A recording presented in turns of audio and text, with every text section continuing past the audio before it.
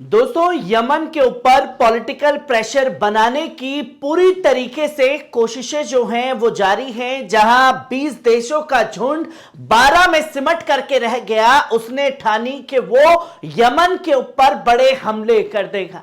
तो वहीं दुनिया भर के न्यूज चैनल में अगर किसी का सबसे ज्यादा जिक्र चल रहा है तो वो है यमन, और यमन ने वो कारनामे को अंजाम दे दिया है जो दुनिया की सबसे बड़ी ताकतें भी नहीं कर पाई। जहां एक के बाद एक इजरायली जहाजों को निशाना बनाना शुरू किया और दुनिया भर के जहाज जो इजराइल की तरफ जा रहे थे उसे भी इस जंग में यमन ने नहीं बख्शा।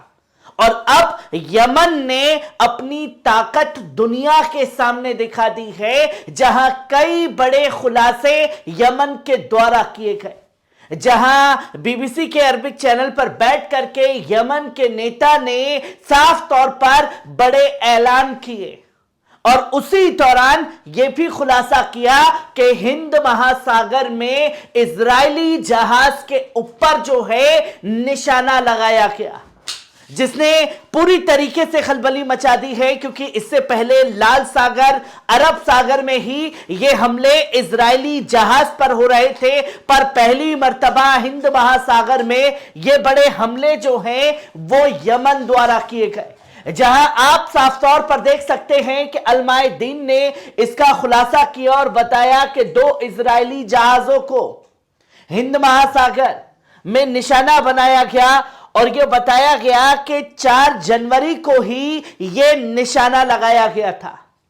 जब यह खुलासा हुआ तो हड़कंप मच गया, जहां साफ तौर पर यह बताया कि पहले जिस जहाज पर निशाना बनाया गया वो शिम सिलिकॉन था, जो खासतौर पर मौजूद था मालदीव्स के पास में, उस जगह पर हमला किया गया और भारत के अंदर यह हमला जो है वो किया गया। फिर इसी के साथ साथ दूसरा खुलासा किया गया कि जो दूसरा जहाज था पैसिफिक गोल्ड, उसको कोची के पास में इंडिया पोर्ट पर निशाना बनाया गया। ये बड़े खुलासे ने हड़कंप मचा दिया है और यमन के इरादों ने यह साफ जग जाहिर कर दिया है कि इजरायली जहाज जहां कहीं भी होंगे उन्हें निशाना बनाया जाएगा। यहां ठीक यह हमला तब किया गया भारत के अंदर में घुस करके जब 2 दिन पहले ही हमास के डिप्टी चीफ की हत्या कर दी गई थी, उन्हें शहीद किया गया था। तब ये बड़े कदम जो हैं वो उठाए गए और यह भी बताया गया कि जो पहला जहाज था उस पर लीबिया का जो झंडा है वो लहरा रहा था और ये तमाम चीजें जो हैं उस वक्त अंजाम दी गई, जिसने कई बड़े खुलासे किए। और इसी खुलासे के बीच में आप ये देख सकते हैं कि बीबीसी के अरबिक चैनल पर बैठ करके यमन के जो हूती नेता हैं अल सऊदी, उन्होंने मोहम्मद अली हूती, उन्होंने साफ तौर पर एंकर की ही बोलती बंद कर दी। जहां एंकर ने यह सवाल किया कि गाजा से यमन कई किलोमीटर दूर है, तब आप क्यों इस जंग में कूद रहे हैं, जिसके बारे में साफ तौर पर बताया गया और कहा गया कि आप क्यों इस जंग में बार बार निशाना बना रहे हैं इजरायली जहाजों को। तो हूती नेता ने साफ तौर पर एंकर से कहा कि अमेरिका क्या इजराइल का पड़ोसी है और क्या अमेरिका जो है उसी माले पर रहते हैं जहां नेतन्याहू रहते हैं। आप हमें ना समझाइए कि हमें क्या करना है, हम सिर्फ इस जंग में इंसानियत के नाते कूदे हैं। क्योंकि जो हथकंडा अपनाया गया अमेरिका और इजराइल के द्वारा गाजा के मजलूम लोगों के खिलाफ, हमने सिर्फ उसका जवाब अमेरिका और इजराइल को दिया है। जहां बड़ी बातें जो हैं वो भी कही गई, तो वहीं अल हूती जो नेता हैं उन्होंने साफ तौर पर कहा कि हम तब तक नहीं रुकने वाले जब तक गाजा के अंदर हमले नहीं रुकते, और हमारे हमले जो हैं वो ऐसे ही जारी रखे रहेंगे चाहे दुनिया की पूरी फोर्सेस ही यमन के खिलाफ क्यों ना आ जाए। ये बड़ा खुलासा जो है वो इसी चैनल पर बैठ करके किया गया और इसी चैनल पर बैठ करके कई बड़ी ताकतों का मुजाहरा किया गया और दुनिया के सामने अपनी ताकत के बारे में बताया। जहां हुती की एंटी शिप बैलिस्टिक मिसाइलों का जिक्र किया गया, जहां यह बताया कि मोहित जो बैलिस्टिक मिसाइल है वो किस तरीके से काम करती है, जहां उन्होंने बताया कि S-82 Sam convicting unit Iranian guidance के तहत यह बनी हुई है, जिसके बारे में यह खुलासा किया गया। तो वहीं आसिफ के बारे में जो बैलिस्टिक मिसाइल है उसके बारे में बताया गया और उन्होंने बताया कि यह तकरीबन 450 किलोमीटर की रेंज पर जाकर के वार कर सकती है और यह फतेह 313 ईरानियन एंटी शिप के तहत ही बनाया गया है। तो वहीं उन्होंने तनकील जो बैलिस्टिक मिसाइल है उसके बारे में बताया और कहा कि यह 500 किलोमीटर की रेंज पर वार कर सकती है। यानी कि अगर आप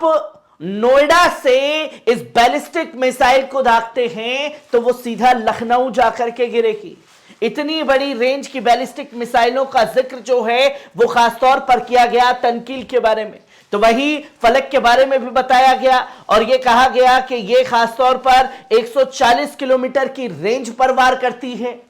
जो बड़े बड़े। तो वहीं उन्होंने यह भी बताया कि अल बहार अल अहमर जो बैलिस्टिक मिसाइल है हमारी, ये छोटे मोटे गाइडेड किट के तहत काम करती है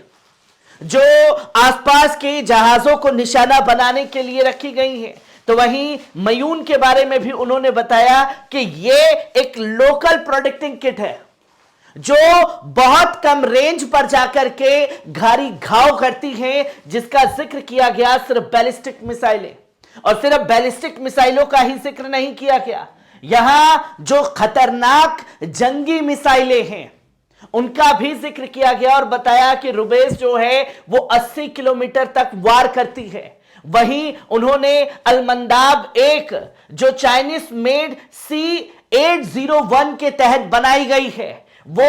40 किलोमीटर की रेंज पर वार करती है। वहीं उन्होंने अलमंदाब 2 के बारे में बताया और कहा कि ईरानी गेदर जो 300 किलोमीटर है और रादर होमिंग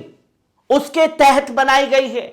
300 किलोमीटर की रेंज पर वार करती है। वहीं उन्होंने इसका भी जिक्र किया कि सयाद जो है वो तकरीबन 800 किलोमीटर की रेंज पर वार करती है। यानी कि ये वो खतरनाक मिसाइलें हैं। पहले बैलिस्टिक मिसाइलों का जिक्र किया, फिर बताया कि ये सयाद जो है 800 किलोमीटर की रेंज पर वार करती है और कुदुस ZO जो है वो तकरीबन 800 किलोमीटर की रेंज पर वार करती है। तो वहीं सिजिल के बारे में उन्होंने जिक्र किया और बताया कि ये 180 किलोमीटर की रेंज तक वार करती है। ये अपनी ताकत जो है दुनिया के सामने दिखाई और बताया कि हम पूरी तरीके से इस जंग के लिए तैयार हैं और अपनी ताकत का मुजाहरा खुद इंटरनेशनल टेलीविजन पर बैठ करके किया गया अंसारुल्लाह ग्रुप के नेता द्वारा, जहां यह भी कहा गया कि सबसे बड़ा प्रोटेस्ट आज तक का यमन में हुआ, जहां 20 लाख से ज्यादा लोग यमन के सड़कों पर निकले और जुमे के दिन पर ये लोगों ने एक ही नारा लगाया कि यमन यमन आगे बढ़ो, इजराइल अमेरिका को खत्म कर दो। और जहां आप देख सकते हैं कि इस जंग के दौरान तकरीबन अब से लेकर के 7 अक्टूबर के बाद से लेकर के कई दिनों बाद यमन इस जंग में कूदा और तब से लेकर के अब तक तकरीबन 115 वार जो है वो कर चुका है। और जब 115 वार उसके थ्रू कर दिए गए तो ये चीजें सामने आई कि उसने इस बीच 20 देशों के जहाज को निशाना बनाया, जो कि आप ये देख सकते हैं।